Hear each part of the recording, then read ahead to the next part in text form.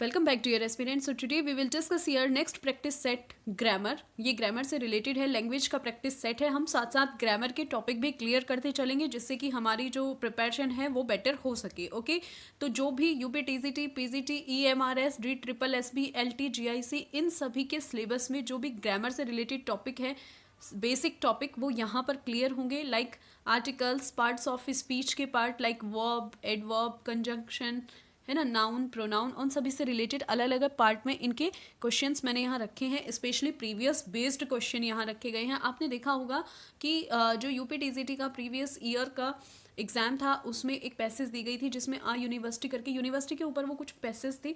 तो उसमें बहुत सारे बच्चों को कन्फ्यूजन हो गया था कि आ यूनिवर्सिटी आएगा कि एन यूनिवर्सिटी आएगा. वो स्पेशली उन्होंने क्वेश्चन दे के पुटअप किया था. तो आर्टिकल्स जैसा सिंपल टॉपिक भी हमें परेशान करता है अगर हमारी प्रिपरेशन नहीं है, अगर हमने अच्छे से टॉपिक क्लियर नहीं किया है.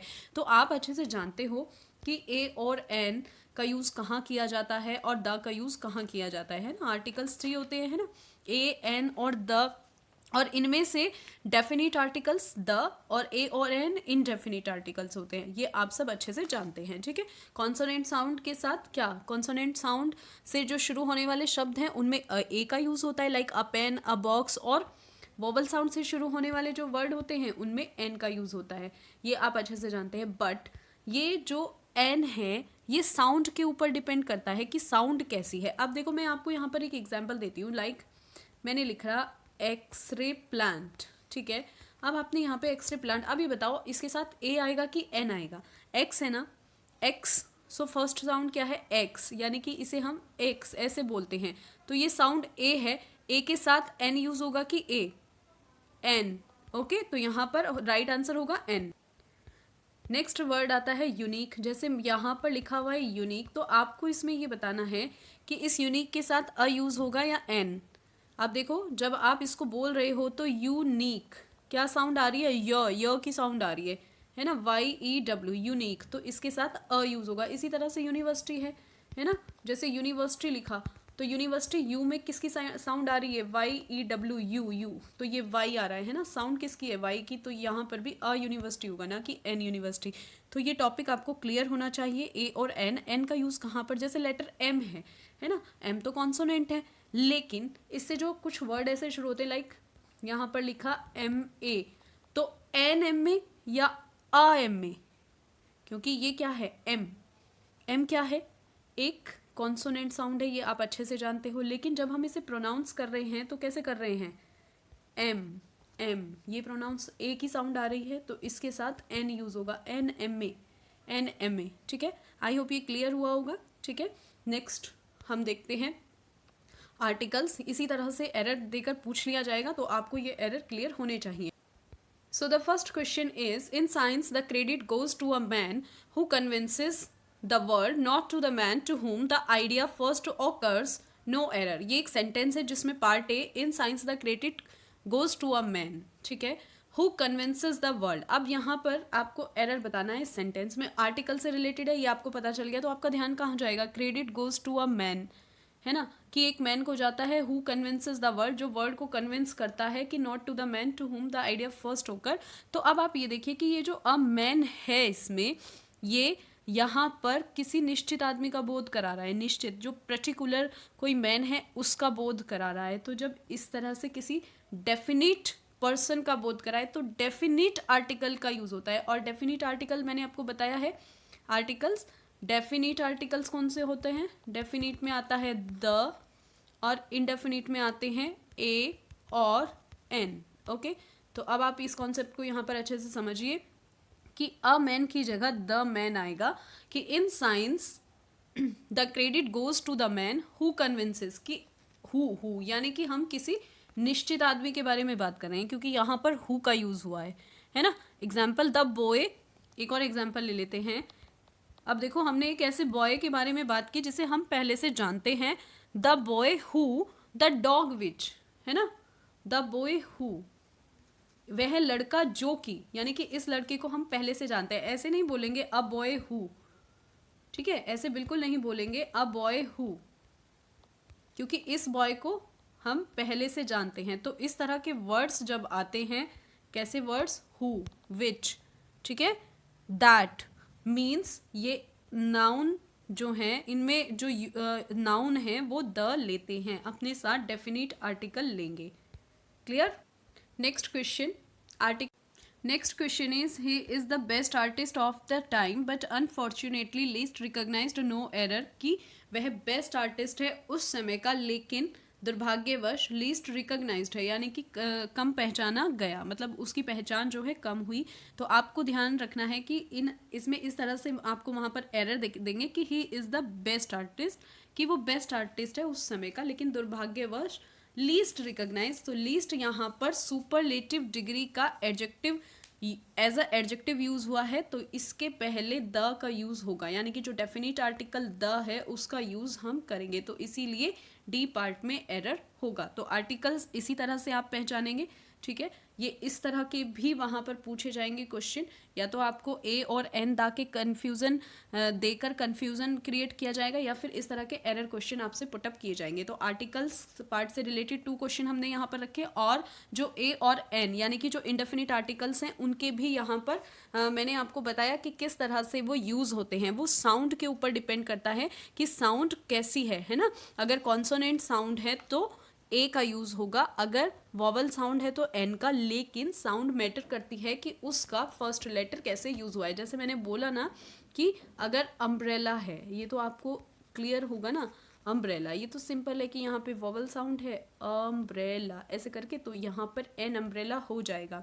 लेकिन एक और वर्ड जो प्रीवियस ईयर में भी पूछा गया था, यूनिवर्सिटी, यूनिवर्सिटी बहुत सारे स्टूडेंट को नहीं इसमें समझ आया था और वो रॉन्ग कर दिया था उन्होंने, क्योंकि कॉन्सेप्ट क्लियर नहीं था। यू दिया है ना, तो इसकी साउंड क्या है, वाई ई डब्ल्यू, यू, यानी कि वाई इसको माना जाएगा, तो इसके साथ ए लगेगा, अ यूनिवर्सिटी। ओके, चलिए next, the tallest, the smallest, the fastest, the highest, ये सब सुपरलेटिव फॉर्म है और ये अपने साथ क्या लेती हैं, एडजेक्टिव, यानी कि सुपरलेटिव डिग्री के एडजेक्टिव के पहले द का यूज होता है। आई होप ये आपको क्लियर हुआ होगा, है ना। The tallest, the smallest, the fastest, the highest, इसी तरह से इस सेंटेंस में क्या यूज हुआ है, लीस्ट रिकॉग्नाइज्ड नहीं होगा, क्या होगा, डेफिनेट आर्टिकल का यूज करेंगे। Definite article means the least recognised. Okay, yes, let's move on. Next question relates to noun case. Okay, so सबसे पहले यहाँ पर देखिए, सो नाउन केस के बारे में डिस्कस करते हैं। नाउन केस से रिलेटेड यहाँ पर क्वेश्चन है, क्योंकि आपके सिलेबस में पार्ट्स ऑफ स्पीच है, तो उससे रिलेटेड 2 क्वेश्चन मैंने यहाँ पर इनपुट किए हैं, ठीक है। You know it well that your success in life depends not on my advice but on somebody else, no error. अब इस सेंटेंस को आप ध्यान से रीड कीजिए कि इसके आप में एरर कहाँ दिखाई दे रहा है। अगर आप जानते हैं अच्छे से, या आपने कॉन्सेप्ट पढ़ा है कि नाउन और केस कितने टाइप्स के होते हैं, केस क्या होते हैं जो कि नाउन से रिलेशन बताते हैं दूसरे वर्ड का, ठीक है, और उसमें 4 टाइप्स के केस रखे जाते हैं, नॉमिनेटिव केस, ऑब्जेक्टिव केस, ठीक है, एक तो होता है नॉमिनेटिव केस, आपको ये पता होना चाहिए, ठीक है। Nominative case, objective case, possessive case और वोकेटिव केस, इनके बारे में मैं पहले भी डिस्कस कर चुकी हूँ, यहाँ पर ये दोबारा रिपीट किया जा रहा है, ठीक है। तो अब नॉमिनेटिव केस क्या होते हैं, लाइक मैंने सेंटेंस में लिखा राम, ठीक है, लव्स सीता, ठीक है, राम इसमें नॉमिनेटिव केस है, सीता ऑब्जेक्टिव केस है, कि राम लव करता है किससे, सीता से, तो राम क्या है, नॉमिनेटिव केस, और सीता एक ऑब्जेक्टिव केस है, ठीक है। तो यहाँ पर जो नाउन या प्रोनाउन में नॉमिनेटिव ऑब्जेक्टिव के रूप में दिखाई देता है उसको क्या कहते हैं, नॉमिनेटिव केस। नेक्स्ट यहाँ पर हम बात करेंगे पजेसिव केस की, ठीक है। दूसरा आता है पजेसिव केस, ये आप जानते हैं जो पजेशन बताने का काम करते हो, लाइक अपोस्ट्रॉफी एस लगा के, ये आपने बहुत बार पढ़ा भी होगा, जैसे हम रीड भी करते हैं ना, लाइक हमने बोला शेक्सपियर्स प्लेज, है ना, शेक्सपियर के प्लेज, तो उसको हम कैसे लिखेंगे, पजेसिव केस का यूज़ करके। तो हमने यहाँ पर लिखा शेक्सपियर्स प्लेज, यानी कि शेक्सपियर के प्ले, या फिर ऐसे लिख सकते हैं द प्ले ऑफ शेक्सपियर, या फिर शेक्सपियर्स प्लेज। लेकिन इसमें क्या होता है, कहाँ नहीं लगाते हैं, जो इनएनिमेट थिंग्स होती हैं या निर्जीव वस्तुएं जो होती हैं, निर्जीव पदार्थ जो होते हैं, वहाँ पर नहीं लगाया जाता है ये अपोस्ट्रॉफी एस, यानी कि पजेसिव केस का यूज़ नहीं करते, वहाँ सिर्फ यही लिखते हैं कि ऐसे नहीं लिखेंगे अ टेबल्स लेग, टेबल क्या है, निर्जीव थिंग है ना, अ टेबल्स लेग तो बिल्कुल ही रॉन्ग हो जाएगा, क्या लिखेंगे, the leg of a table, ठीक है, कैसे लिखेंगे इसको, the legs of a table, correct होगा ये। तो ये होता है पजेसिव केस, निर्जीव वस्तु के साथ अपॉस्ट्रोफी एस नहीं लगाते हैं, बाकी हम यूज करते हैं। लेकिन अगर इसमें एक और एक्सेप्शन भी होता है कि अगर कोई निर्जीव वस्तु है तो उसको अगर एज अ मीन्स उसको एज अ ह्यूमन बीइंग अगर प्रेजेंट किया जा रहा है या फिर उसका मानवीकरण वहाँ पर किया जा रहा है, पर्सोनिफिकेशन उसका किया जा रहा है, उसको पर्सोनिफाई किया जा रहा है, तो वहाँ पर हम यूज़ कर सकते हैं। लाइक एग्जाम्पल से समझते हैं, जैसे आपने लिटरेचर में पढ़ा होगा डेथ आइसी हैंड्स, डेथ आइसी हैंड यानी मृत्यु के बर्फीले हाथ, पढ़ा है ये, है ना। तो डेथ क्या है, ये तो इनएनिमेट है ना, तो इसके साथ कैसे अपॉस्ट्रोफी लग गया, क्योंकि यहाँ पर डेथ को पर्सोनिफाई किया गया है, इसलिए इसके साथ यूज हुआ। तो ये नाउन केस होते हैं, ठीक है, 4 टाइप्स के होते हैं। तो ये इसकी वीडियो अपलोडेड है, आप वहाँ से जाकर चेक करिए। और यहाँ पर अब ये सेंटेंस पर आ जाते हैं हम। You know it well that you success in life depends not on my advice but on somebody else no error. अब आपको यहाँ पे एरर बताना है। अब आप देखिए, हमने बहुत टाइप के केस पढ़े, 4 टाइप्स के केस हैं, ठीक है। तो यहाँ पर ये किस टाइप का केस है, ये पजेसिव केस है। पजेसिव केस में क्या होता है कि जो इस तरह के वर्ड होते हैं ना, somebody else, उनके साथ जब भी else का यूज़ किया जाता है तो वहाँ पर अपोस्ट्रॉफी s जरूर लगाया जाता है। तो यहीं पर मिस्टेक है, somebody else's होगा, मीन्स ये इस तरह से प्रोनाउंस नहीं करते हैं, बस ऐसे बोल देंगे anybody else, somebody else, है ना। तो यानी कि इसका, तो यहाँ पर ग्रामर में क्या है, ये इनकरेक्ट है। अब आपको ध्यान रखना होगा कि अगर किसी सेंटेंस में हमें एनीबडी, ठीक है, समबडी, नोबडी, एवरीबडी इस तरह के वर्ड मिले तो उनके साथ अगर एल्स आया है तो वहाँ पर अपोस्ट्रोफी एस यानी कि पजेसिव केस का यूज करेंगे। ऐसे नहीं होगा समबडीज एल्स, नहीं, ये रॉन्ग हो जाएगा, ठीक है। Next question is that I visited John's and Mary's house twice but found the couple absent, कि मैं जॉन और मैरी के घर गया लेकिन पाया कि जो कपल था यानी कि जो वो जॉन एंड मैरी थे वो एब्सेंट थे। यानी कि यहाँ पर ये एक बात तो तय है कि जॉन एंड मैरी दोनों कपल हैं, ठीक है। बट यहाँ पर जो पजेसिव केस यूज किया गया है ना, जॉन्स एंड मैरीज नहीं होगा, जॉन एंड मैरीज होगा, क्योंकि ये ऐसे ही करेक्ट होगा।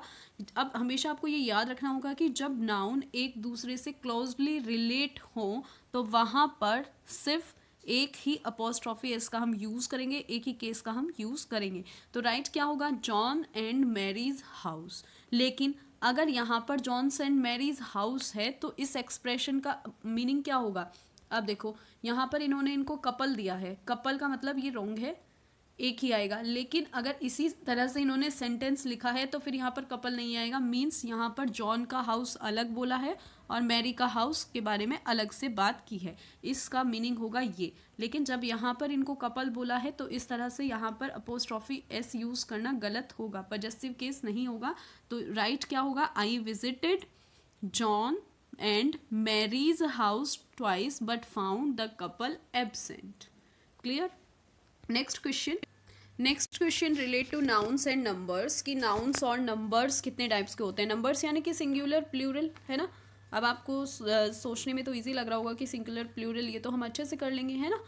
अनकाउंटेबल काउंटेबल नाउन के साथ कैसे कैसे यूज़ किया जाता है, ये तो इजी है, ये तो आप अच्छे से कर लोगे, है ना। सिंगुलर प्लूरल तो हमने 3rd 4th में रीड किया होगा। लेकिन जब एरर पूछे जाते हैं तो वहाँ पर कन्फ्यूजन कैसे क्रिएट होता है। अभी देखो यहाँ पे क्वेश्चन है, all the girls students of the college are advised to sit in the girls common room, no error, ठीक है। अभी आपको इसमें बताना है कि एरर कहाँ पर है।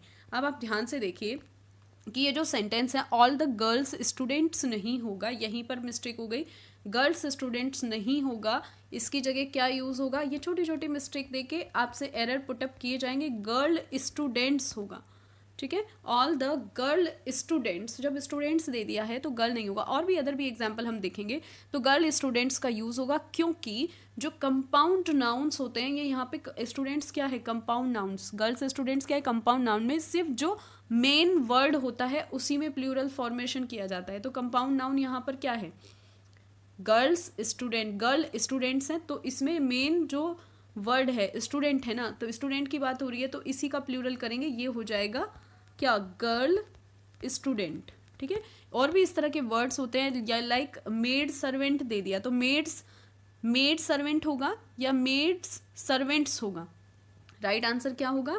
प्लूरल में मेड सर्वेंट्स, अगर आप प्लूरल बना रहे हो तो मेड सर्वेंट्स होगा, ठीक है, मेड सर्वेंट्स। जो मेन वर्ड होता है ना कंपाउंड नाउन्स में, उसी में ही एस लगाकर यूज़ किया जाता है। और एग्जांपल देख लो, बॉय फ्रेंड होगा या बॉयज़ फ्रेंड्स होगा? बॉय फ्रेंड्स होगा, है ना। अगर प्लूरल बनाए बॉय फ्रेंड का तो बॉय फ्रेंड्स होगा, ना कि बॉयज़ फ्रेंड्स होगा, है ना। ये इजी था। गर्ल स्टूडेंट्स, ऐसे ही फीमेल डॉक्टर्स, तो क्या होगा? फीमेल्स डॉक्टर होगा या फीमेल डॉक्टर्स होगा? फीमेल डॉक्टर्स होगा, है ना। सिर्फ मेन जो वर्ड है कंपाउंड नाउन्स में, उन्हीं के साथ एस का यूज हम करेंगे। इसी तरह से एक और एग्जाम्पल ले लेते हैं नाउन नंबर्स का। The majority of the women teachers are persuading the principal to consider their demands, no error. The majority of the women teachers, अब यहाँ पर दे दिया, ठीक है, कि जो वुमेन टीचर्स की मेजॉरिटी थी। अब आप यहाँ पर देखो कि वुमेन का जो प्लूरल है वो क्या बनेगा। यहाँ पर आप देखते ही समझ गए होंगे, वुमेन का प्लूरल क्या होता है? WOMEN। तो एरर कहाँ पर है? ए पार्ट में ही एरर है, वुमेन के बदले वुमेन यूज होगा, है ना। क्योंकि अगर, अब आप ध्यान से देखना कि अगर मैन या वुमेन जो कंपाउंड नाउन्स हैं, जब उनका प्लूरल फॉर्मेशन किया जाता है ना, मैन या वुमेन, उनका प्लूरल फॉर्मेशन किया जाता है तो EN हो जाता है, MEN, है ना। तो राइट क्या होगा? अब देखो एक और एग्जांपल, जैसे मैंने आपको बोला कि प्लूरल बनाओ, किसका प्लूरल आपको बनाना है? आपको बनाना है मैन सर्वेंट का प्लूरल बनाना है, मैन सर्वेंट का आपको प्लूरल बनाना है। तो कैसे बनाओगे? MEN, मैन सर्वेंट्स, ठीक है। मेन तो एस हो जाएगा और यहाँ पर ये वाला MEN, इस तरह से आप प्लूरल बनाओगे। तो कंफ्यूज नहीं होना है, ठीक है, कंफ्यूज बिल्कुल नहीं होना है, अच्छे से इसको करना है। Next question related to subject verb agreement, जो कि बहुत ज़्यादा इंपॉर्टेंट है और पूछा भी गया है प्रीवियस ईयर में। सब्जेक्ट वर्ब एग्रीमेंट यानी कि सब्जेक्ट के साथ करेक्ट वर्ब का यूज होना यहाँ पर बताया गया है। अब आप देखो, Ritu as well as I, Ritu as well as some of her friends, ये आई नहीं है, ये यहाँ पर ऐसे पोर्शंस है ना, इनको डिवाइड किया गया है पोर्शंस में। Ritu as well as some of her friends have fallen in love with Sonu who is the eldest son of an, no error, ठीक है। इस तरह से ये दिया गया है क्वेश्चन। यहाँ पर आपको बताना है कि Ritu as well as some of her friends, Ritu और साथ ही साथ उसके कुछ फ्रेंड्स। अब यहाँ पर कंफ्यूज मत होना, यहाँ पर हैव यूज़ किया गया है, आपको याद रखना है हैव की जगह यहाँ पर क्या यूज़ होगा? हैज़ यूज़ होगा, यानी कि जो हमारी वर्ब है वो सिंगुलर रहेगी, क्योंकि सब्जेक्ट के अकॉर्डिंग हम अपनी वर्ब रखेंगे। आपको ये याद रखना है, जब किसी सेंटेंस में एज वेल एज या फिर इन एडिशन टू इस तरह के वर्ड यूज होते हैं, in addition to, like, unlike, इस तरह के वर्ड्स का यूज़ किया जाता है, तो वो सेंटेंस अपने जो मेन सब्जेक्ट है उसके अकॉर्डिंग वर्ब लेते हैं। और इसमें मेन सब्जेक्ट क्या है? ऋतु। ऋतु जो कि एक सिंगुलर सब्जेक्ट है और वो अपने साथ क्या लेगी? वर्ब फॉर्म सिंगुलर ही लेगी। तो यहाँ पर हैव के बदले हैज़ होगा। तो correct sentence is Ritu as well as some of her friends has fallen in love with Sonu who is the eldest son of an, ठीक है। इस तरह से आप इस सेंटेंस को यूज़ करोगे। एक एग्जाम्पल और ले लेते हैं, ठीक है।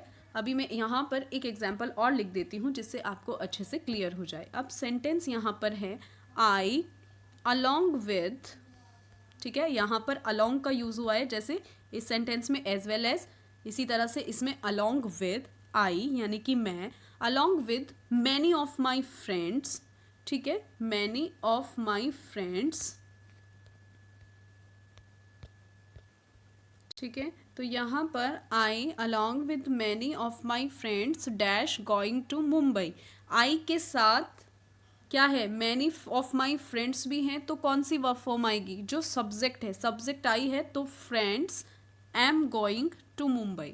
सो राइट सेंटेंस क्या होगा? I along with many of my friends am क्यों आया है? आई सब्जेक्ट है तो उसी के अकॉर्डिंग वर्ब आएगी, am going to Mumbai tonight. Okay, next question, is there any difficulties in disposing of this gorgeous building built on such a spacious and beautiful campus, no error. So in this sentence where you find the error, yes, तो यहाँ पर आप देखोगे is there any difficulties, तो is यहाँ पर use नहीं होगा, आपने देखा है, क्योंकि एनी डिफिकल्टीज का यूज हुआ है, तो डिफिकल्टीज यहाँ पर क्या है, सब्जेक्ट, और जब सब्जेक्ट सेंटेंस का सब्जेक्ट प्लूरल है तो वर्ब फॉर्म भी प्लूरल होगी, तो क्या हो जाएगा, are there any difficulties in disposing of this gorgeous, इस तरह से हो जाएगा। अब आपको एक चीज़ और याद रखनी है कि अगर सेंटेंस इंट्रोडक्टरी सब्जेक्ट के रूप में होता है,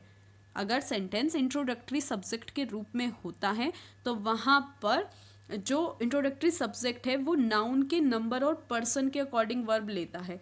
जैसे हमने बोला कि देयर अ किंग, तो सब्जेक्ट क्या है, अ किंग, तो वर्ब भी इसी के अकॉर्डिंग आएगी, देयर वॉज अ किंग, है ना। लेकिन अगर मैंने लिखा देयर डैश 5 किंग्स, तो यहाँ पर 5 किंग्स हैं, यानी कि देयर वर 5 किंग्स, तो इंट्रोडक्टरी सब्जेक्ट अपने सब्जेक्ट के अकॉर्डिंग वर्ब लेते हैं, ये आपको पता है, ये आप जानते हैं, ठीक है। नेक्स्ट क्वेश्चन, अच्छा एक चीज़ और, अगर इंट्रोडक्टरी सब्जेक्ट के रूप में इट का यूज़ हुआ है ना, तो इट हमेशा अपने नंबर और पर्सन के अकॉर्डिंग वर्ब लेता है। इट थर्ड पर्सन और सिंगुलर नंबर का पर्सनल प्रोनाउन है, तो जो प्राइमरी ऑक्सिलरीज है ना, तो इट अपने आप हमेशा सिंगुलर लेगा। एग्जाम्पल देखो, एग्जाम्पल से समझते हैं, एग्जाम्पल से अच्छे से क्लियर हो जाएगा। लाइक इट इज़ आई, ठीक है, इट एम आई नहीं करोगे, आई देख के एम नहीं करोगे, इट इज़ आई, ओके। आप देखो इट दे, तो क्या आएगा, वर्ब क्या आएगी, इट आर दे, नहीं कभी नहीं आती है, it is they, it is they, ठीक है। एक और देखो, it dash Ram and Lakshman, Ram and Lakshman, तो क्या आएगा, इट आर, नहीं, क्या होगा, it was Ram and Lakshman. तो सिंगुलर जो प्राइमरी ऑक्सिलरीज है उसमें सिर्फ is, was, has, does he it के साथ यूज़ होता है, ठीक है। आपको ये ध्यान रखना होगा कि इट हमेशा अपने नंबर और पर्सन के अकॉर्डिंग वर्ब लेता है, लेकिन इट जो है, जो प्राइमरी ऑक्सिलरीज होती हैं उनमें सिर्फ और सिर्फ अपने साथ इज, वॉज और डज या हैज़ ही वो लेता है, ठीक है, सिंगुलर वर्ब्स ही वो लेता है, okay. Next question time and tenses से रिलेटेड है। इस तरह से आपको दे दिया जाएगा, आपको बताना है एरर कहाँ है। When you will find out any solution to this problem you will become able to finalise the project. अब यहाँ पर आप देखिए, ये फुल स्टॉप दो बार हो गया है। यहाँ पर फ्यूचर की 2 इवेंट्स का जिक्र है, फ्यूचर की 2 घटनाओं को यहाँ पर बोला गया है, ठीक है। तो कंडीशनल क्लोज या जो सब ऑर्डिनेट क्लोज है ना, उससे शुरू होने वाले like if, when, before, after, until, है ना, तो उनको सिंपल प्रेजेंट, और जो प्रिंसिपल क्लोज है वो फ्यूचर टेंस में यूज होती है। अब देखो ये क्या है, कंडीशनल क्लोज है यहाँ पर, और फ्यूचर की 2 बातों को यहाँ पर बोला गया है, फ्यूचर की 2 घटनाओं को बोला गया है। When you will find out any solution to this problem you will become able to finalise the project. एक कंडीशन ये हो गई, दूसरी ये हो गई, ठीक है, 2 कंडीशनल क्लॉज हैं, ठीक है। तो जो सब ordinate close when, if, before, after या अनटिल से शुरू होने वाले हैं उसमें सिंपल प्रेजेंट का यूज़ होता है, और जो प्रिंसिपल क्लोज है उसमें फ्यूचर टेंस यूज़ होता है। तो एरर आपको कहाँ मिला, सिंपल प्रेजेंट का यूज़ होगा, लेकिन यहाँ पर तो फ्यूचर का यूज़ है, तो ये विल नहीं आएगा, सिंपल प्रेजेंट कर दो। व्हेन से शुरू हो, इफ से शुरू हो, अनटिल से शुरू हो या बिफोर से शुरू हो, तो जो सब ऑर्डिनेट क्लोज होती है वो सिंपल प्रेजेंट में होगी। तो राइट आंसर क्या हो जाएगा, व्हेन यू फाइंड आउट, ठीक है, विल यहाँ से हट जाएगा। When you find out any solution to this problem you will become able to finalise the project, ये करेक्ट होगा, ठीक है, clear. Next question time and tenses से रिलेटेड ही। Whenever you are coming here, you bring a lot of sweets for me, no error, ठीक है। अब यहाँ पर whenever you are coming here कि जब तुम आओगे, तो क्या बता रहे हैं, जो फ्यूचर की जो प्रेजेंट हैबिट है उसको बताने के लिए सिंपल प्रेजेंट टेंस का यूज़ होता है है ना। Whenever you are coming here, यहाँ पर इन्होंने यू आर कमिंग बोला है यानी कि कॉन्टिन्यूस बना दिया, नहीं ये नहीं होगा, क्या होगा whenever you come here, ठीक है, ये नहीं होगा, कॉन्टिन्यूस का यूज नहीं होगा, प्रेजेंट कॉन्टिन्यूस नहीं होगा, क्या हो जाएगा वेन एवर यू कम, क्योंकि प्रेजेंट हैबिट यहाँ पर बता रहे हैं ना, तो प्रेजेंट हैबिट बताने के लिए सिंपल प्रेजेंट का यूज होता है। तो राइट आंसर क्या होगा, whenever you come you bring a lot of sweets for me. एक और एग्जाम्पल देखो, जैसे मैंने लिखा यहाँ पर whenever, so sentence whenever she weeps nobody ask her the reason. So इस टेंस में आप देखिए वेन एवर शी वीप्स का यूज हुआ है, whenever she is weeping use नहीं किया है, प्रेजेंट कॉन्टिन्यूस का यूज नहीं हुआ है, सिंपल प्रेजेंट का यूज होगा, ठीक है। तो दोनों जो क्लोज होंगी वो सिंपल प्रेजेंट में ही यूज होंगी, nobody ask her the reason. I hope ये क्लियर। नेक्स्ट क्वेश्चन देख लेते हैं। नेक्स्ट क्वेश्चन रिलेटेड है प्रोनाउन से। Pronoun in the examination no error, आपको एरर फाइंड करना है और अगर कोई एरर नहीं है तो आपको ऑप्शन नंबर ई चूज करना है। You and I have done my best, कि तुमने और मैंने एग्जाम में अपना बेस्ट दिया है। अब देखो जब किसी सेंटेंस में टू प्रोनाउंस का यूज हो, ठीक है, दो प्रोनाउन यूज किए हों और वो किसी सेंटेंस में सब्जेक्ट के रूप में हो, तो जो ऑब्जेक्टिव होता है ना, ऑब्जेक्टिव केस जो होता है वो प्लूरल होगा, ठीक है। अब आप देखो यू एंड आई, तुम और मैं, तो ये तो सिर्फ आई के लिए यूज हुआ है, यानी कि ये दोनों सब्जेक्ट है, एज अ सब्जेक्ट का यहाँ काम कर रहे हैं, तो यहाँ माई ना होके क्या होगा our. You and I have done our best in the examination, ठीक है, तो यहाँ पर प्लूरल यूज होगा। इसी तरह से next question, next the board of directors want all possible facilities and allowances for itself, no error, no error, ठीक है। अब यहाँ पर आपको चूज करना है कि एरर कहाँ पर है। अब आप यहाँ देखिए कि जो सेंटेंस में सब्जेक्ट है वो क्या है, द बोर्ड ऑफ डायरेक्टर्स है, ठीक है, ये बोर्ड ऑफ डायरेक्टर्स है और ये कलेक्टिव नाउन नहीं है। यहाँ पर बोर्ड ऑफ डायरेक्टर्स सदस्यों का बोध करा रहे हैं जो कि प्लूरल नंबर में। हमें कैसे पता चलेगा ये प्लूरल नंबर में है द बोर्ड ऑफ डायरेक्टर्स, यहाँ पर देखिए वॉन्ट का यूज हुआ है ना, वॉन्ट्स नहीं हुआ है, वॉन्ट्स होता तो यानी कि सिंगुलर में होता, है ना। The board of directors want all possible facilities and allowances for itself। अब अगर ये प्लूरल नंबर में है तो यहाँ itself कैसे हो जाएगा, itself नहीं होगा क्योंकि यहाँ पर ये प्लूरल है, तो itself नहीं होगा, क्या होगा themselves होगा, ठीक है। So right answer is the board of directors want all possible facilities and allowances for themselves। इस तरह से एरर वहाँ पर देकर आपको पूछा जाएगा, तो आपको ये पता होना चाहिए। नेक्स्ट जो क्वेश्चन है वो एडजेक्टिव से रिलेटेड है। एडजेक्टिव से रिलेटेड एरर यहाँ दिया है, in spite of facing much problems he did not desert the path of honesty, ठीक है, या तो आप समझ गए होंगे, इजी है। In spite of facing much problems नहीं होगा, है ना, क्या होगा, क्योंकि यहाँ पर क्वांटिटेटिव एडजेक्टिव का यूज हुआ है और हमेशा अनकाउंटेबल नाउन का यूज होता है। लाइक मिल्क को बोलेंगे मच मिल्क, ना कि मच प्रॉब्लम्स, ठीक है। मनी के बारे में बोलेंगे मच मनी, ना कि मच प्रॉब्लम्स, तो यहाँ पर मच ही रोंग है, ठीक है। क्या हो जाएगा, in spite of many problems he did not desert the path of honesty. I hope ये आपको क्लियर हुआ होगा, ठीक। Next question, you can trust this agency for the last news for this week, no error. इस sentence में आपको error ढूंढना है, एडजेक्टिव से रिलेटेड एरर है, आपको पता ही चल गया होगा, है ना, कि आप विश्वास कर सकते हो इस एजेंसी पर। फॉर द लास्ट न्यूज, ये तो बिल्कुल रॉन्ग हो जाएगा। लास्ट का मतलब क्या होता है, लास्ट मतलब लास्ट वाली नहीं, लेटेस्ट, तो करेक्ट एडजेक्टिव जो होगा यहाँ पर क्या होगा, लेटेस्ट, नॉट लास्ट, ठीक है, क्योंकि जो लेटेस्ट का मतलब क्या होता है, ताज़ा न्यूज़ के लिए, है ना। नेक्स्ट क्वेश्चन देखिए, वर्ब से रिलेटेड आपको एरर दे दिया जाएगा, उसमें आपको एरर फाइंड करना है। तो question 8, it being a stormy night you must thought of postponing all your programme till tomorrow. Verb से रिलेटेड ये क्वेश्चन है, it being a stormy night you must thought of postponing, ये stormy night है और तुम postpone करने की सोच रहे हो, और जितने भी तुम्हारे प्रोग्राम्स है टिल टुमारो मॉर्निंग, कल की मॉर्निंग तक। तो ये आपको समझ ही आ गया होगा, आप जानते हैं कि जो मस्ट है, ठीक है, इस तरह के जो मॉडल ऑक्सिलरी होते हैं वो अपने साथ वर्ब की फर्स्ट फॉर्म का यूज़ करते हैं, यानी कि उनके साथ वर्ब की फर्स्ट फॉर्म होती है, ठीक है, क्योंकि जो वहाँ पर मॉडल ऑक्सिलरीज होती हैं जितनी भी, लाइक मस्ट है, विल है, ये इस तरह की जितनी भी मॉडल ऑक्सिलरीज हैं, कैन, कुड, मे, माइट, है ना, ये तो आप अच्छे से जानते हो ना, सारी मॉडल ऑक्सिलरीज पता है कैन, कड, मे, माइट। अगर आप नहीं जानते हो तो वीडियो देख लीजिए, थ्योरी वाली वीडियो अपलोडेड है, यहाँ पर तो प्रैक्टिस चल रही है, ठीक है। ग्रामर की वीडियोस अपलोडेड हैं चैनल पर, वहाँ से जाके आप चेक कर सकते हैं।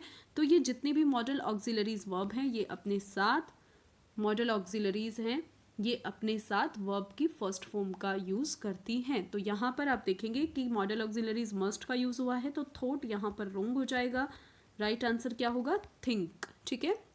So it being a stormy night, you must think of postponing all your programs till tomorrow morning. ठीक है? Okay. Next question.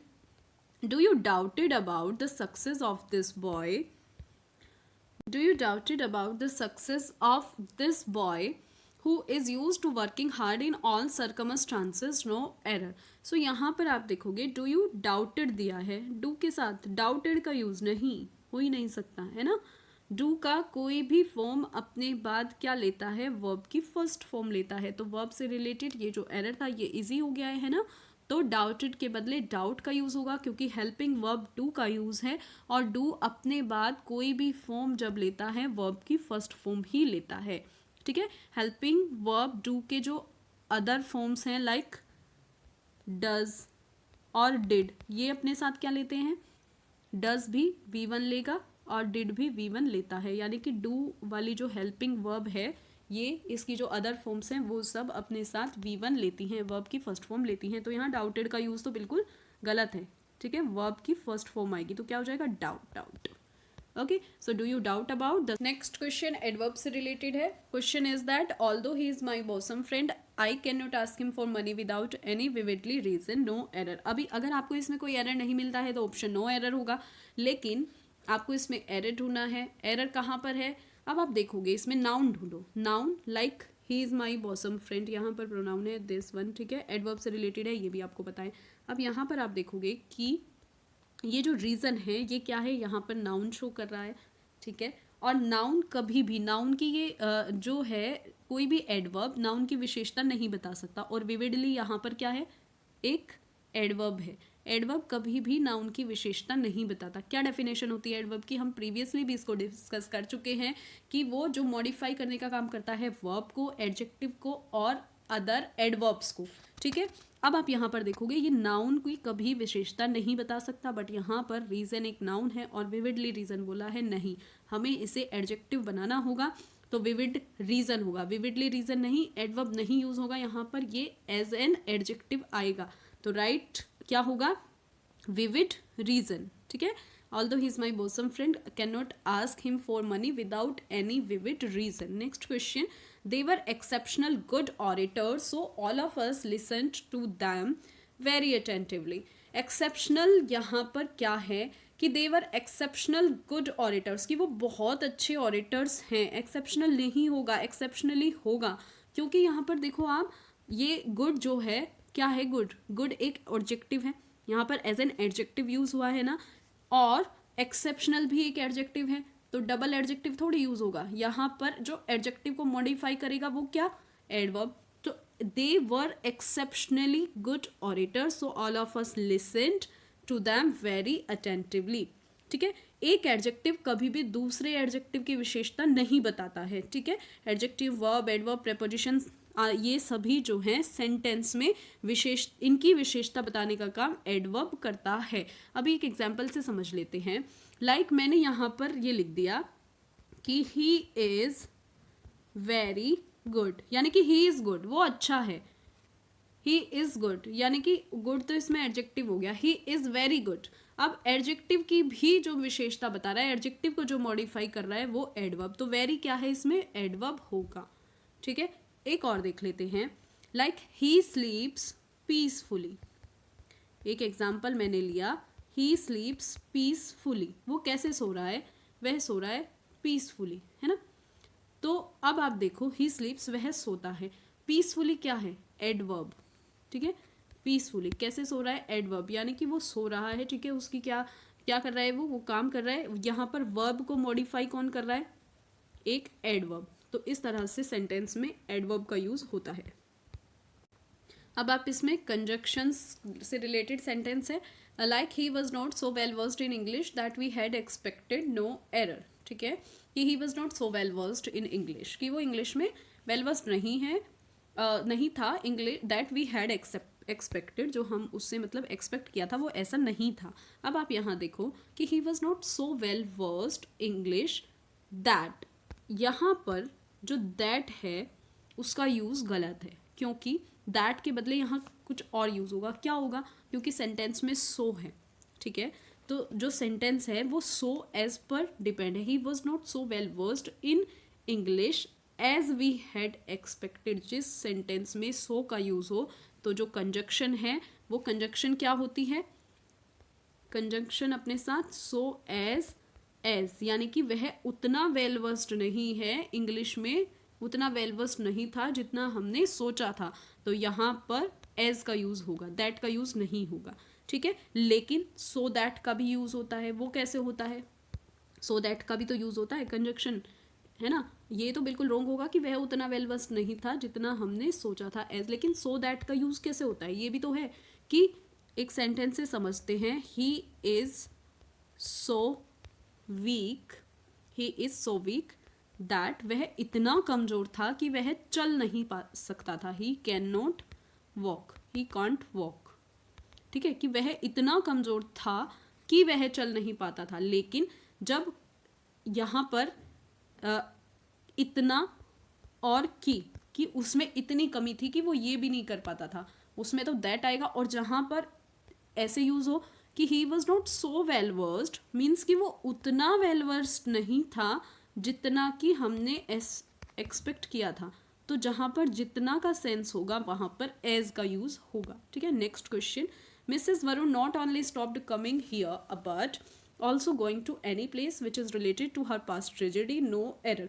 अब यहाँ पर आप देखिए, Mrs Varun not only stopped coming here but also. अब आप जानते हो कि नॉट ओनली बट ऑल्सो ये एक पेयर है, ये सेंटेंस में यूज़ होता है, जो कि बिल्कुल करेक्ट है।